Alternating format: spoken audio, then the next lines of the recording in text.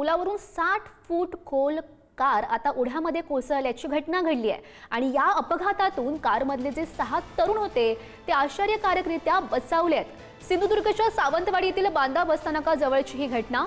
भरधाव कार डिवायडरवर चढून विजेच्या खांबाला धडकली आणि विजेच्या खांबाला धडकून कार 60 फूट खाली कोसळली आहे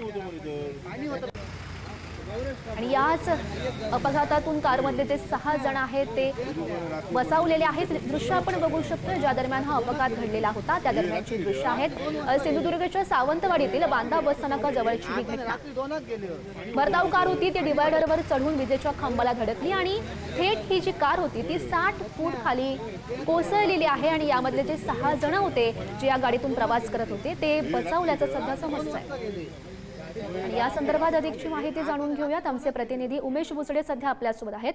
उमेश, निश्चितच जी सावंतवाडी बांदा येथे बस स्थानकानजीक एक पुलावरचा जो ओढा आहे तिथे रात्रीच्या सुमारास एक कार कोसळली होती आणि त्यानंतर मग पाऊस मोठ्या प्रमाणात असल्यामुळे या कारमध्ये कोण आहे की नाही हे पुढे येत नव्हतं। पण सकाळी ज्यावेळी ही कार पाण्यात पडली समजल्यानंतर स्थानिक नागरिकांनी बचाव म्हणजे माहिती समजताच पोलिसांना कळवलं, एनडीआरएफला पाचारण केलं।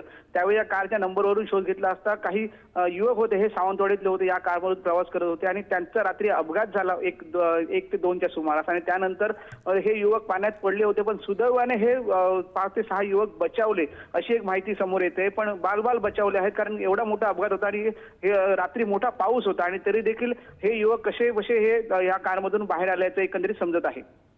नक्कीच उमेश, धन्यवाद दिलेल्या या माहितीसाठी।